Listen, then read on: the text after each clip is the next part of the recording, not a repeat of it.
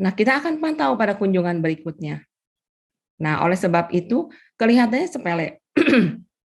Kelihatannya sepele, tapi pada intinya anjuran itu sangat penting. Jadi setiap saya sih sangat mengharapkan ya, bukan terapis akupuntur, dokter pun saya mengharapkan sebagai seorang dokter gigi juga mengharapkan untuk memberikan anjuran kepada pasien selesai ditambal, apa selesai dicabut begitu. Ya, next slide.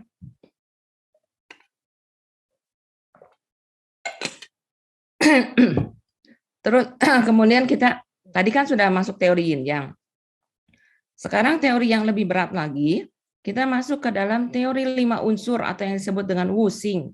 Jadi teori 5 unsur ini terdiri dari unsur kayu, unsur api, unsur tanah, unsur logam, dan unsur air.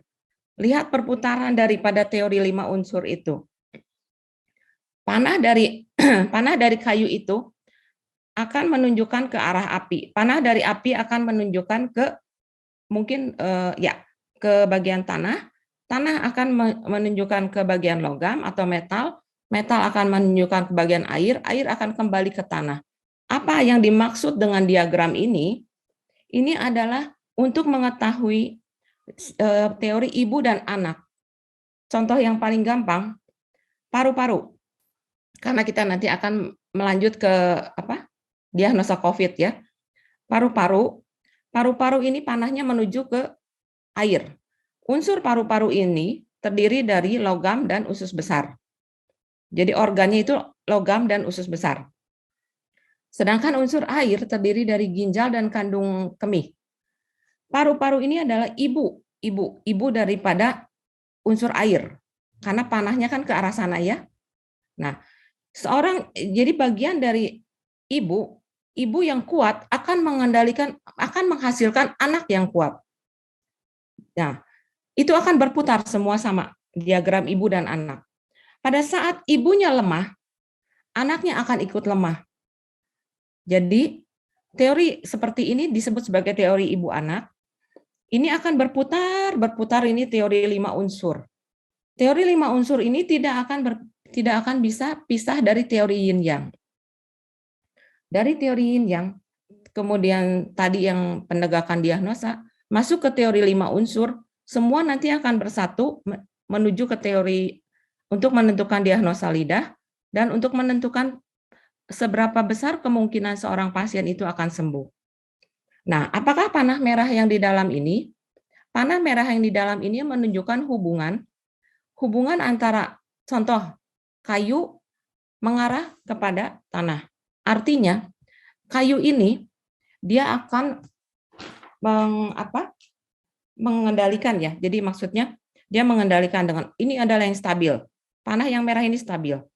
Tetapi apabila suatu saat unsur kayu ini unsurnya adalah liver dan kandung empedu.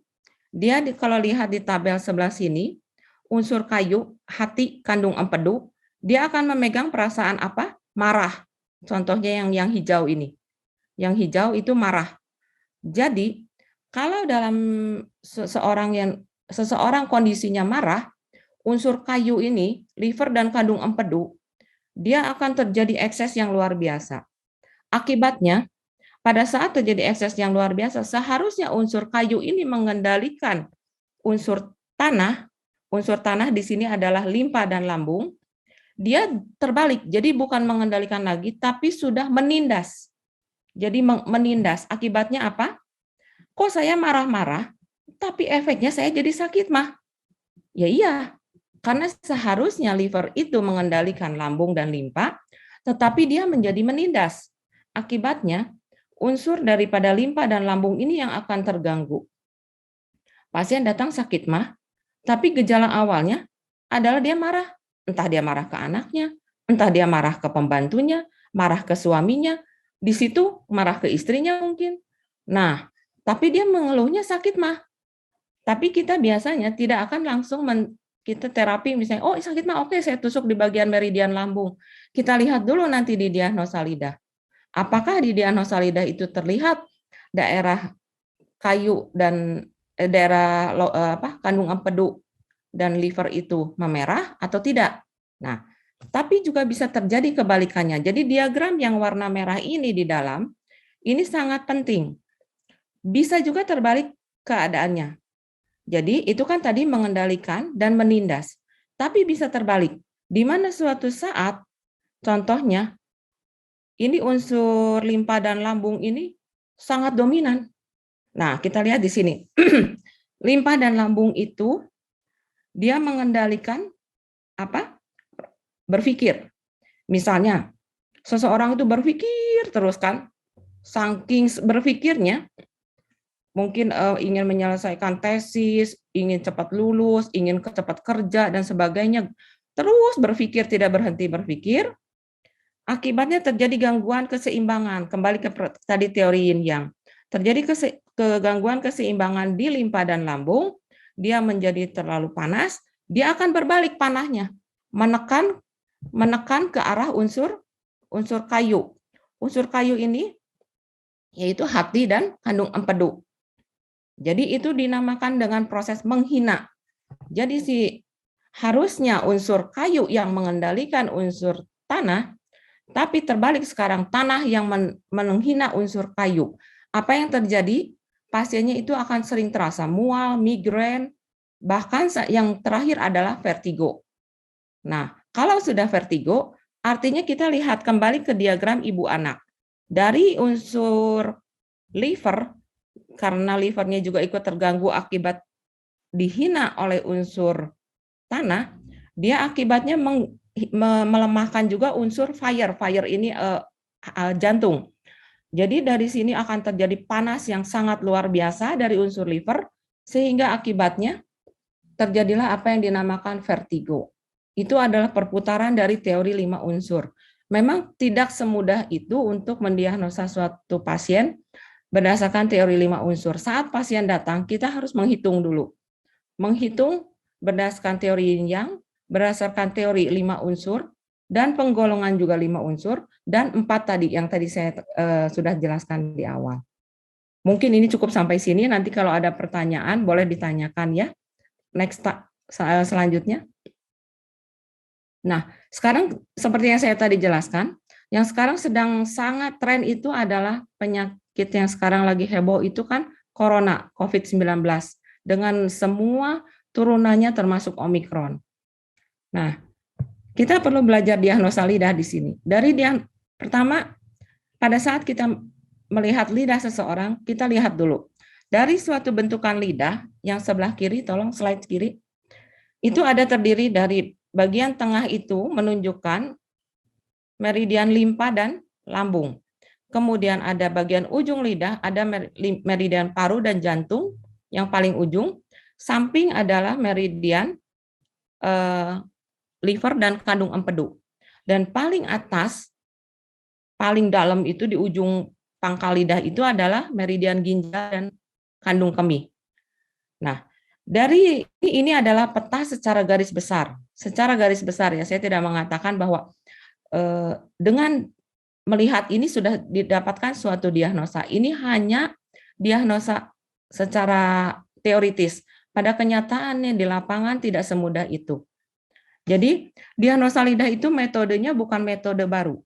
Kalau sekarang orang bilang, kok baru ngetren sekarang? Sebenarnya tidak.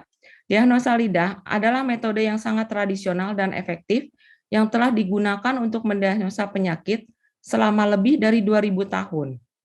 Pengetahuan tentang diagnosa lidah adalah salah satu harta unik peninggalan pengobatan tradisional Chinese medicine.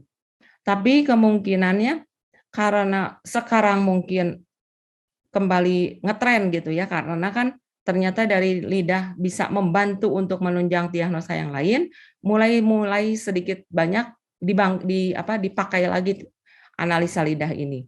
Nah, gambar sebelah kiri itu kurang lebih sama. Nah, tapi selain daripada pembagian tempat meridian di lidah, kita juga harus melihat pada saat pasien datang, setelah cara melihat dia datang dengan cara dia berjalan, cara suara dia, kemudian tatapan matanya, kemudian cara berbicaranya. Selain itu kita suruh pasien menjulurkan lidah. Nah, Pada saat pasien menjulurkan lidah, kita lihat juga lidah suruh digoyang-goyang, lidahnya fleksibel nggak? Atau lidahnya yang seperti saya pernah katakan di Zoom sebelumnya bahwa lidahnya itu sudah seperti balok kayu, kaku. Kiri nggak bisa, kanan nggak bisa, hanya bisa ke depan. Sudah ungu dan kaku. Nah, itu kan menunjukkan ada suatu kelainan, ada suatu stagnasi, artinya aliran yang tidak lancar, aliran darah yang tidak lancar, aliran energi yang tidak lancar di tubuh pasien tersebut. Warnanya juga harus warna yang tidak boleh terlalu gelap, warnanya harus segar, dan tidak boleh juga terlalu merah atau juga terlalu pucat. Kelembabannya juga kita lihat. Di samping itu juga kita lihat juga otot lidahnya. Apakah lidahnya itu pada saat dia menjulurkan itu sudah saking lemahnya tuh lidahnya tuh sudah besar sekali. Besar bentuk lidahnya tuh ya. Pada saat menjulurkan sudah tidak ada tenaga. Jadi sudah ngegelambir gitu. Nah, pada saat dia menjulurkan begitu, tapi dia masih bisa bergerak, itu biasanya mengarah bukan ke stagnasi, tapi memang dia defisiensi energi. Nah, itu kan beda-beda ya. Nah, kemudian kita juga lihat tali lidahnya. Jadi dari diagnosa lidah, kita tidak bisa mengatakan bahwa, oh ya sudah, ada daerah meridian paru-paru dan jantung yang kelihatannya terganggu, ada warna merah di meridian jantung. Oh, penyakitnya pasti sakit jantung. Belum tentu. Kita akan lihat juga di meridian-meridian yang lain, dan kemudian kita gabungkan juga dengan energi. Nah, ini kan tadi sudah dari teori yin yang masuk ke teori 5 unsur, kemudian masuk ke diagnosa lidah. Nah, sekarang kita akan kasih kasus contoh. Next slide. Nah, ini mungkin yang sering kita temui sehari-hari ya. Itu kan yang awal tadi teori, mungkin agak bingung kalau untuk yang belum pernah belajar akupuntur.